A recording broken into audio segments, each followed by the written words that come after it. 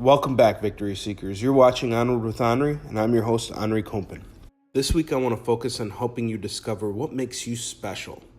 I firmly believe that when it comes to things we're truly passionate about, everyone has a special gift that can serve them greatly, and mastering that one skill can lead to you becoming a creative powerhouse. I believe that anyone has the potential to be great, and that, of course, includes you. Working in comics is a path filled with adversity, and you'll need all the help you can get along the way. This is why I'm a big fan of editors.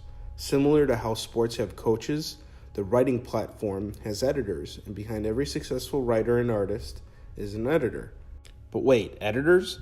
Aren't they those grizzled hardheads who reject every idea you send their way? You betcha. They make the greatest mentors. I'm of the firm belief that it's 100 times better to get your ideas shut down by an editor as opposed to the world at large. What better way to learn than from somebody that actually has had work published in a reputation?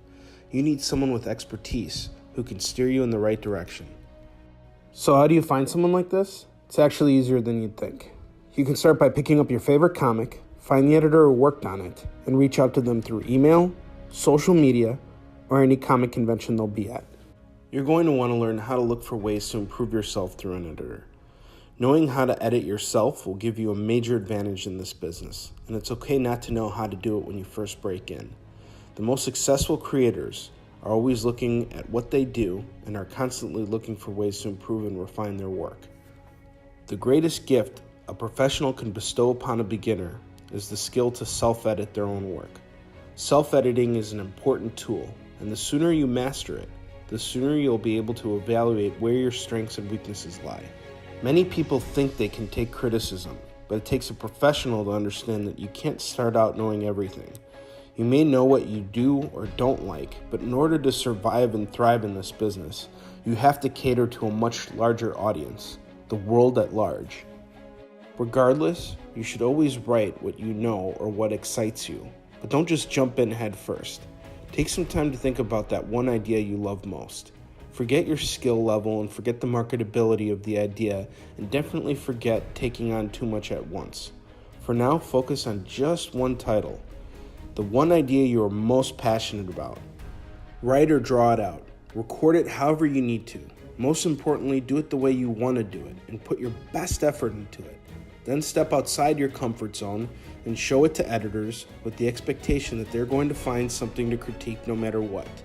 If you go in with that expectation, you'll take more from the critique, knowing that this editor is going to point out everything that needs polishing. Even though an editor's words are not gospel, the harsher they are, the more prepared you'll be to face negative feedback in the future. No matter how good you are, there will always be someone who hates your work. But as a professional, you want to limit that as much as possible so that you don't build a reputation around faulty work.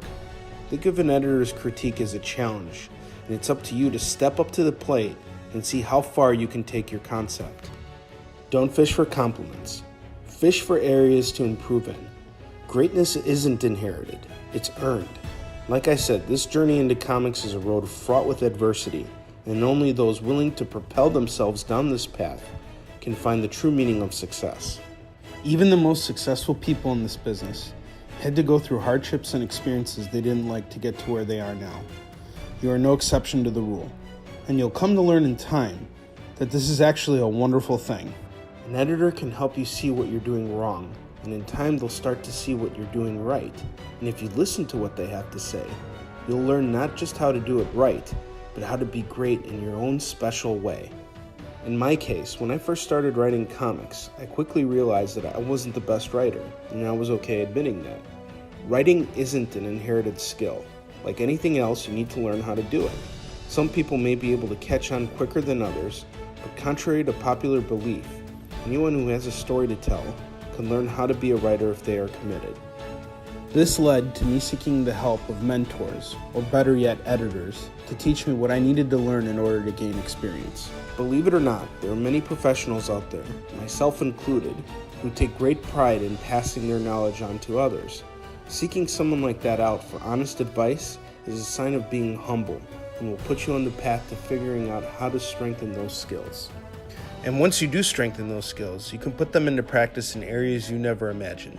When I first started working on Yisum Shin, I never saw myself drawing layouts. I never thought that I would actually be able to contribute any sort of art given my lack of talent, but having just enough ability to visualize my concepts has proven to be a valuable asset in how I go about making comics, and it satisfies that desire I have to draw. The same goes for editing. This wasn't a skill I inherited. It came from years of working with Dak, my writing, editing, and layout designing partner on Yisum Shin. Dak taught me literally everything I know, and in his own words said that I am now a battle-hardened editor. This was something I earned because I took his words to heart. No matter who you are, you have the potential to be great, but if you aren't willing to learn and grow and keep repeating the same mistakes over and over again, your chances of discovering your true potential will dissipate.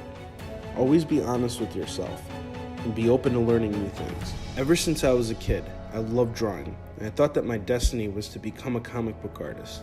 But then I learned that I was much more passionate and expressive through writing and didn't have the patience to actually draw. But as you can see, art is still a very important part of my job, and I get the best of both worlds now. Believe me, I would never have gotten there if I wasn't honest with myself. As Damon John himself said, first you have to make it, then you have to master it, and then you can matter. If you're willing to do this, no matter who you are, you'll be great. All right, folks, we'll be back next week with a brand new episode. Until then, onward to victory.